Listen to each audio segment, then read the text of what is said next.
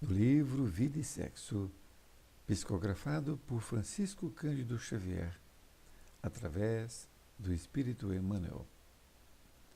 Desajustes, capítulo 12, de 26.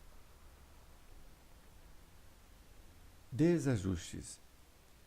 Sede indulgentes, meus amigos, porquanto a indulgência atrai, acalma, ergue, ao passo que o rigor desanima, afasta e irrita. Do item 16, do capítulo 10, de O Evangelho segundo o Espiritismo. É comum observar-se que o casamento promissor repentinamente adoece. Desvelam-se empeços dos cônjuges no rameirão do cotidiano. Conflitos, moléstias, desníveis, falhas de formação e temperamento. Em certos lances da experiência, é a mulher que se consorciou, acreditando encontrar no esposo o retrato psicológico do pai, a quem se vinculou desde o berço. Em outros, é o homem a exigir da companheira a continuidade da genitora, a quem se jungiu desde a vida fetal. Ocorre, porém, que o matrimônio é uma quebra de amarras através da qual o navio da existência larga o cais dos laços afetivos em que, por muito tempo, jazia ancorado. Na viagem que se inicia a dois, parceiro e parceira se revelarão um à frente do outro, tais quais são, e como se encontram na realidade, evidenciando em toda a extensão os defeitos e as virtudes que, porventura, carreguem. Desajustes e inadaptações costumam repontar, ameaçando a estabilidade da embarcação doméstica, atirada ao navegar nas águas da experiência. É razoável se convoque o auxílio de técnicos capazes de sanar as lesões no barco em perigo, como sejam médicos e psicólogos, amigos e conselheiros, cuja contribuição se revestirá sempre de inapreciável valor. Entretanto, ao desenrolar de obstáculos e provas, o conhecimento da reencarnação exerce encargo de importância por trazer aos interessados novo campo de observações e reflexões, impelindo-os à tolerância, sem a qual a reharmonização acena sempre mais longe. Homem e mulher, usando a chave de semelhante entendimento, passam mecanicamente a reconhecer que é preciso desvincular e renovar sentimentos, mas em bases de compreensão e serenidade, amor e paz. Urge perceber que o nós da comunhão afetiva não opera a fusão dos dois seres que o constituem. Cada parceiro, no ajuste, continua sendo um mundo por si.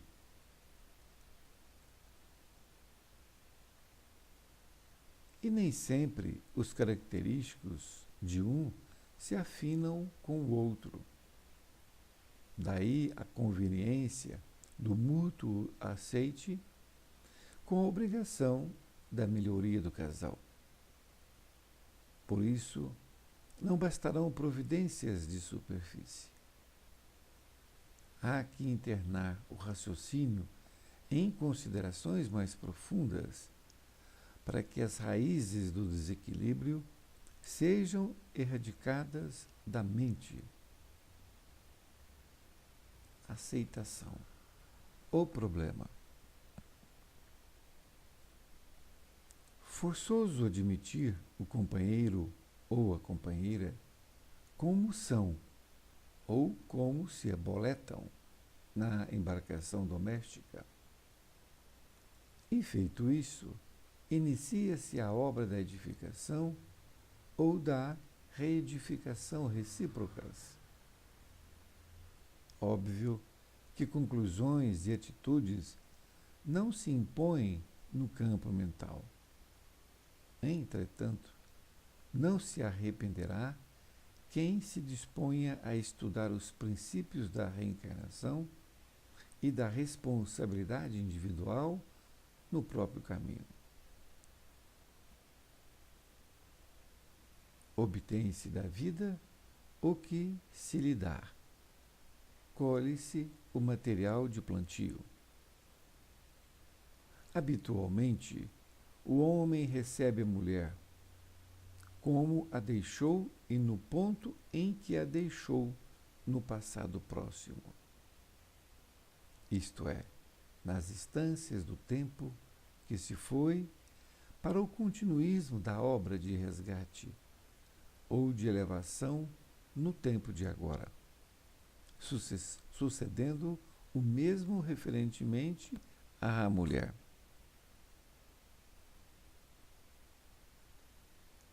O parceiro desorientado, enfermo ou infiel é aquele homem que a parceira, em existências anteriores, conduziu à perturbação, à doença ou à deslealdade, através de atitudes que o segregaram em deploráveis estados compulsivos.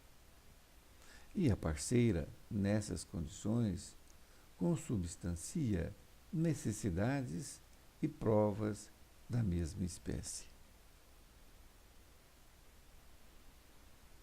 Tão somente na base da indulgência e do perdão recíprocos, mais facilmente estruturáveis no conhecimento da reencarnação, com as imbricações que se lhe mostram consequentes na equipe da família, conseguirão o companheiro e a companheira do lar o triunfo esperado nas lides e compromissos que abraçam, descerrando a si mesmos a porta da paz e a luz da libertação.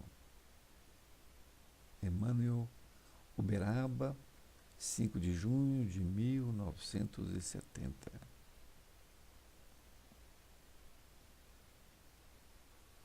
Querido amigo, querida amiga, que bom estar novamente com você neste capítulo do livro Vida e Sexo.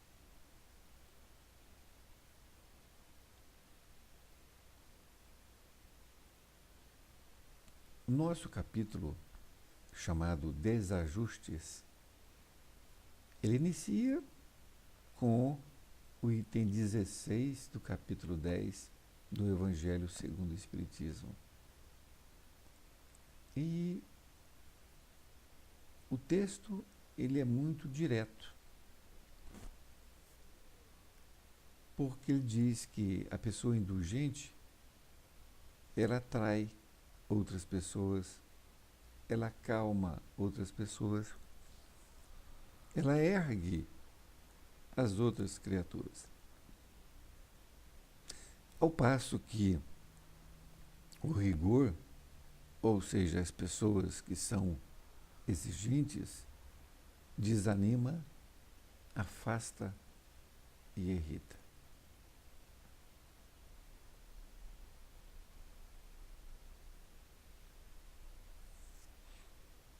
Emmanuel então inicia nesta parte, comentando esta passagem, dizendo que repentinamente o casamento adoece.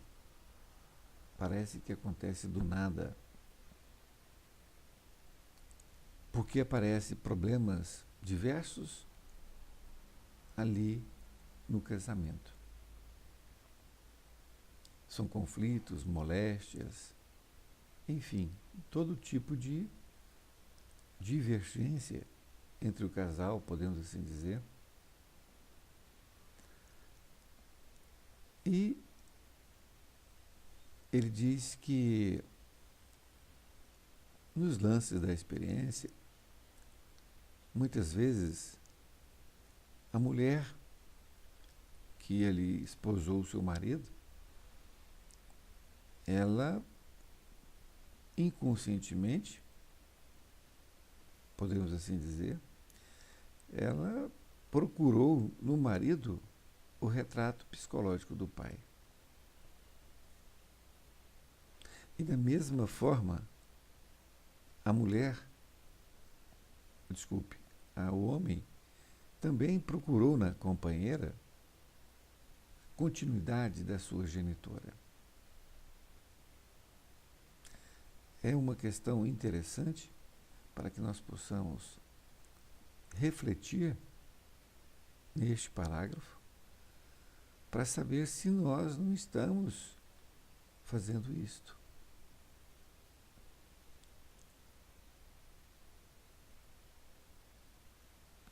Nesta outra parte, Emmanuel diz que o matrimônio é uma quebra de amarras. Isto é, eu lembro aqui de Jesus, quando ele disse, né, que deixará o seu pai e sua mãe e formará um novo casal. Dá para entender que é esta quebra de amarras. Muitos, não entendendo esta passagem evangélica, até podia acreditar que seria o abandono, não é? Nós temos sempre essa tendência de levar para os extremos. Então seria Jesus dizendo que o pai, o filho ou a filha deveria abandonar os seus pais. Mas, na verdade, era uma quebra de amarras. Isto é, era uma nova concepção para uma nova família que iria se formar. E trazer para essa nova família o melhor do que aprendeu na sua anterior, com seus pais. O melhor. Aquilo que, podemos assim dizer, de equívocos, que fossem deixados e não trazidos para um novo relacionamento. No segundo parágrafo aqui, diz que na viagem que se inicia a dois, o parceiro e a parceira vão se revelar um frente ao outro, tais quais são, como se encontram na realidade. E se verificará os defeitos e as virtudes de cada um. Passado aquele período chamado lua de mel, é realmente um momento que vai começar um se revelar ao outro verdadeiramente como é, como são, com seus defeitos e com suas virtudes. E se a companheira, ao ver os defeitos do companheiro, ou vice-versa, começar a jogar para o outro de forma agressiva, que não sabia que ele era assim, e fica batendo naquela tecla de forma negativa, isto não ajuda em nada. O que ajuda é, ao conhecer aquele defeito do outro, primeiro ter um grande respeito, porque assim como ele tem um defeito, você também tem. Então, vendo esse defeito, deve ser conversado em momento oportuno, sem estar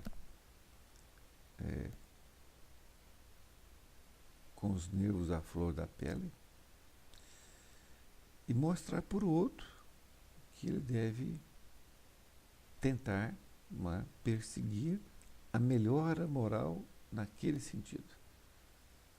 Acredito que isto seja o motivo pelo qual duas criaturas se unem, para um ajudar o outro na sua melhora moral.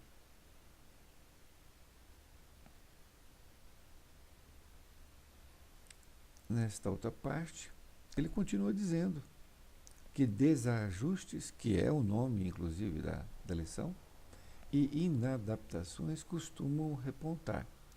Isto é, costumam aparecer esses desajustes, essa falta de adaptação.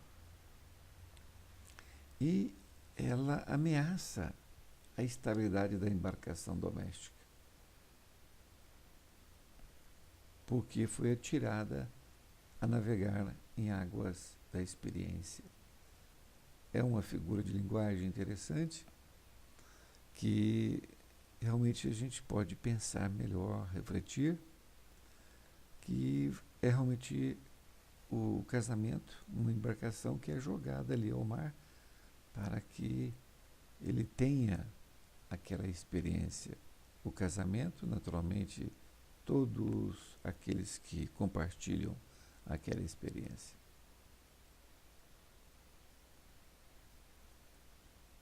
E Emmanuel, nesta outra parte, diz que é razoável que se convoque o auxílio. Não é? É razoável que o casal procure pessoas para ajudarem, não é? Na condução deste barco. Médicos, psicólogos, amigos, conselheiros, que sempre vai contribuir com um grande valor.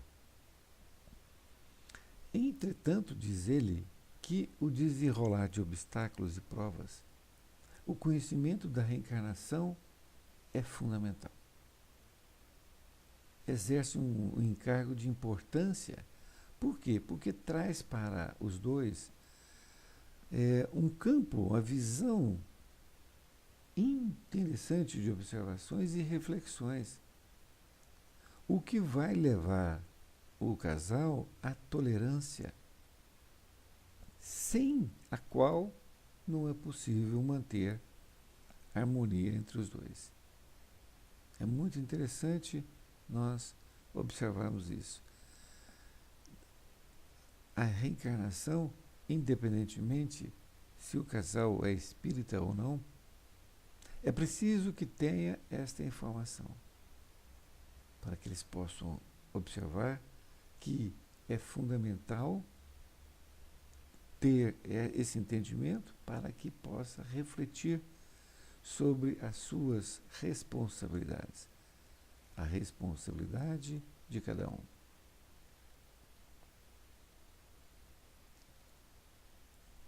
E Emmanuel continua dizendo que o homem e a mulher, usando a chave de semelhante entendimento, isto é, o entendimento da reencarnação, o porquê dela, os dois passam a reconhecer que é preciso desvincular e renovar sentimentos.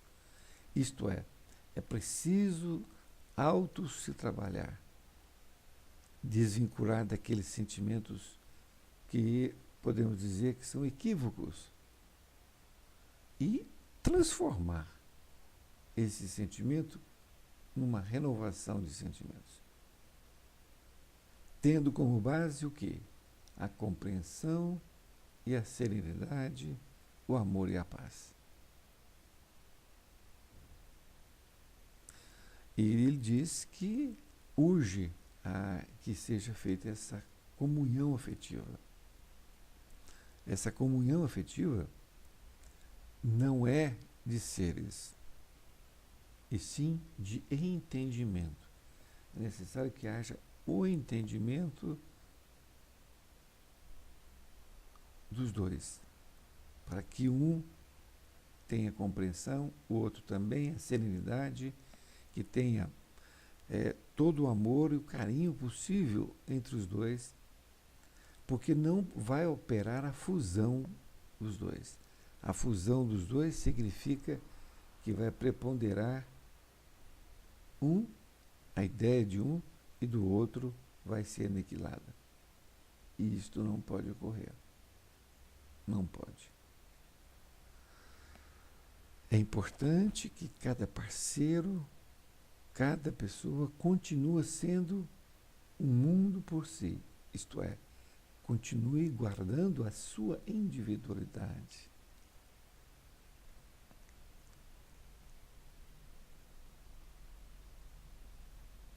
E é normal que nem sempre as características de um se afinam com o outro. Normalíssimo. São duas criaturas diferentes, que tiveram encarnações, vidas diferentes, escolas diferentes, que são os lares. Mas a junção desses dois pensamentos diferentes é que fazem haver o aceite, faz haver a elevação, a reflexão e tudo de bom, não é? Porque, havendo com a conveniência do mútuo aceite, vai haver a melhoria do casal. Então, por isso, não basta providências de superfície. O que são providências de superfície? Sei lá, dizer que é preciso manter ali, tal, etc., as aparências, nada disso. Não é manter as aparências e continuar o sofrimento dentro do lar. Ele continua dizendo que é necessário internar o raciocínio em considerações mais profundas, para que as raízes do desequilíbrio sejam erradicadas da mente. Então é preciso que haja esse trabalho que cada um faz, retirando esse desequilíbrio. E conclui dizendo: aceitação, o problema. Isto é, a aceitação de cada um de nós.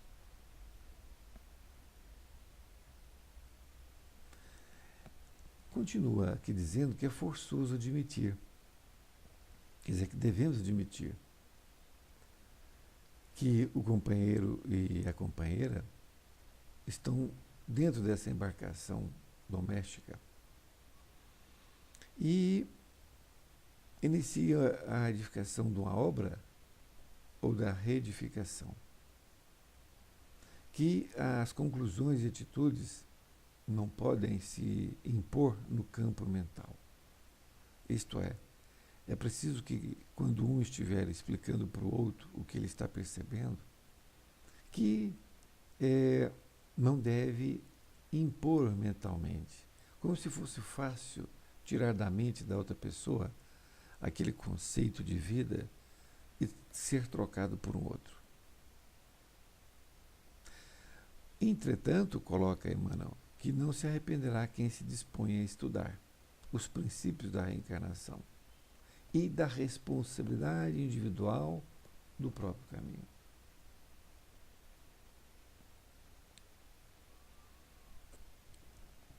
Continua dizendo que você obtém da vida o que você dá à vida.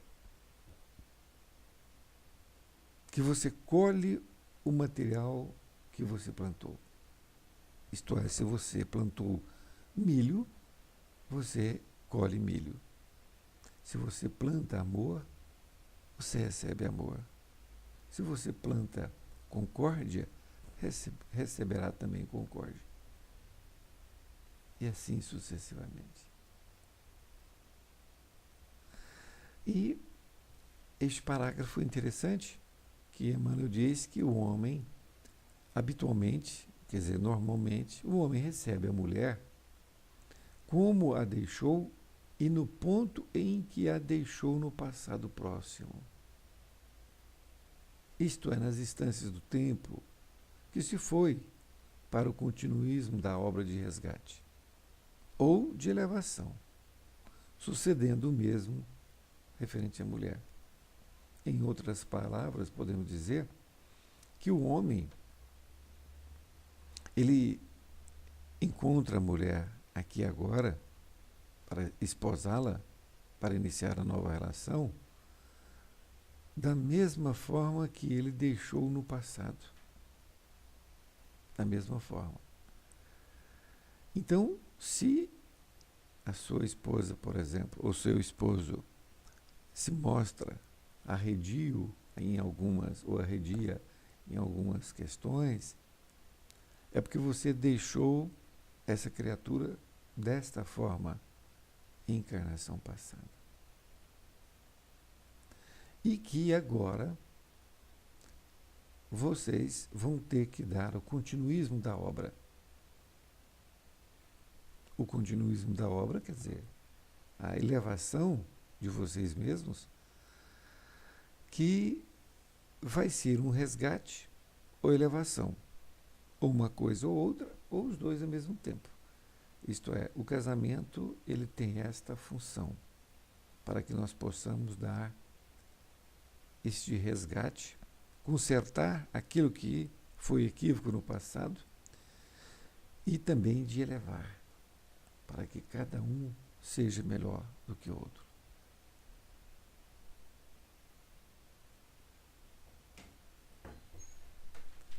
Aquele parceiro desorientado, enfermo ou infiel é aquele mesmo homem que a parceira em existências anteriores conduziu à perturbação, à doença, à deslealdade, através de atitudes que o levaram a estes desatinos. Então, ele dá um exemplo aqui de que se o homem hoje está desorientado, está enfermo mentalmente, infiel, é aquele mesmo homem que a mulher deixou no passado.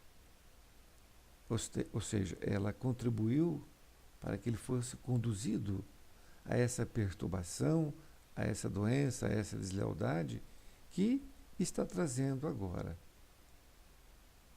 Aquilo que ocorreu no passado está voltando agora. Da mesma forma, em relação à mulher.